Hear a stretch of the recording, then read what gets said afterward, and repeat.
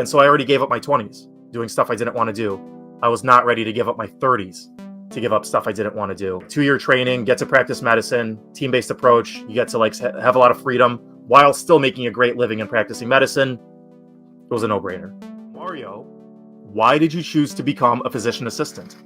All right. So this answer is always not a clear-cut, like 10-second answer.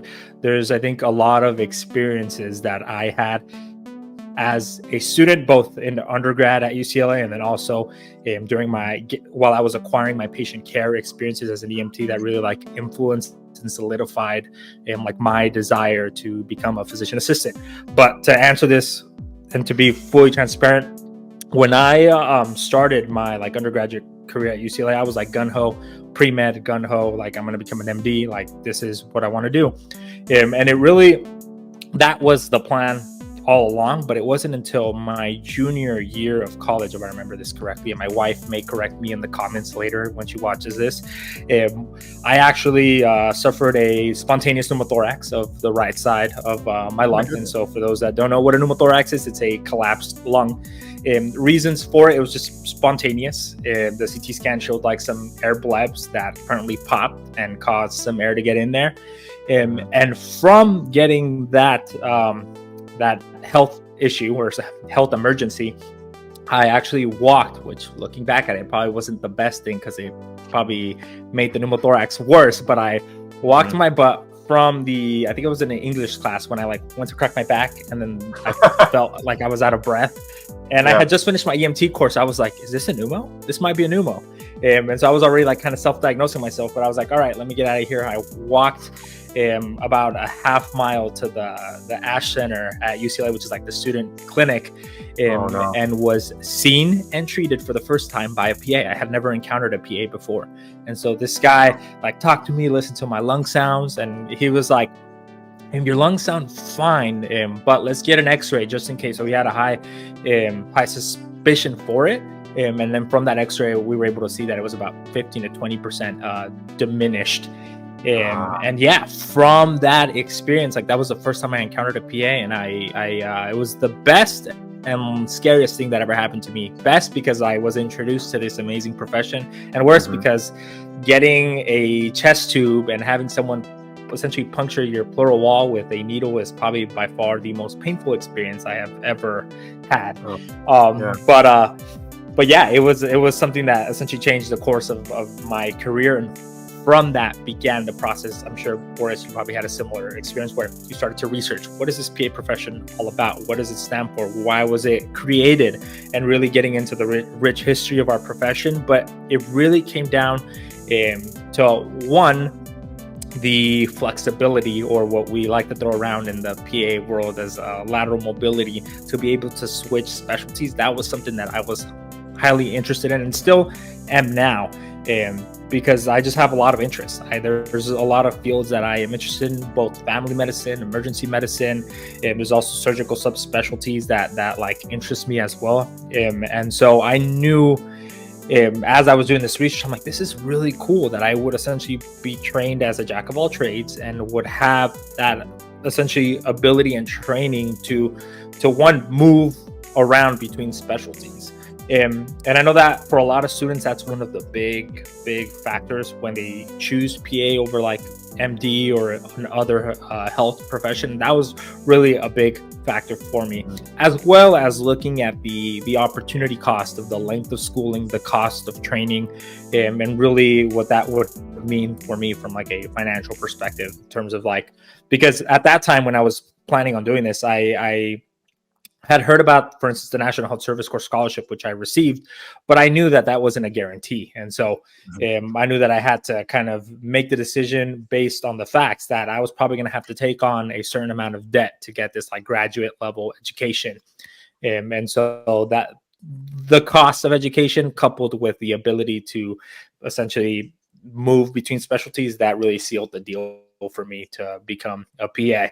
And one thing that I will add, for students that are like writing their personal statements or like trying to echo this desire about you choosing PA, really the best way to spin it in your statements or when you're talking to people is that the lateral mobility isn't just for you to be able to switch specialties and fulfill your desires of education, but really that lateral mobility allows you to be what your community needs you to be. So if your community needs a family medicine provider or a men's health provider or a women's health provider or whatever blank provider, you can be that as a PA. And so it's really about meeting the needs of our community and being a flexible team player on the healthcare team. And so yeah, that's my little spiel on that.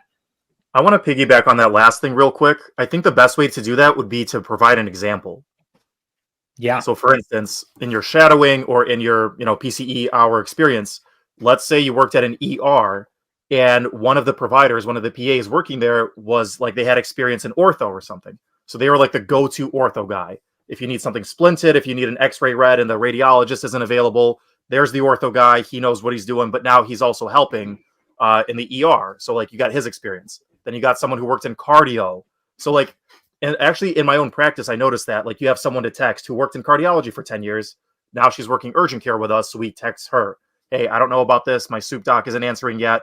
What do you think? And she's always happy to help. So it's the lateral mobility. It's getting like the experience that your community needs, but it's also more of a team-based approach to medicine more than I'm the doctor, I'm in charge, I know everything. It's more like, no, we're going to spread out that knowledge and we're going to help each other, which I love about the profession myself. 100% agree. And that's really the strongest answers, both on a personal statement and during an interview when you're interplaying your own experiences and stories, because it's evidence that you know what you're talking about and you're just not, speaking from these like euphemisms or hypotheticals that you've made up. And so I love that. Love that. Yeah. So I will switch and give you the reins. What was your kind of trigger towards moving? Because you gave us a little insight into you being pre-med, it sounds like, as well. So yeah, well, how was that journey for you? Yeah. So I mean, like Mario said, most of my stories kind of told. I was sitting there in my dorm room as an engineering major. And just like I watched an episode of Scrubs and something just clicked. I want to practice medicine. I don't want to do engineering.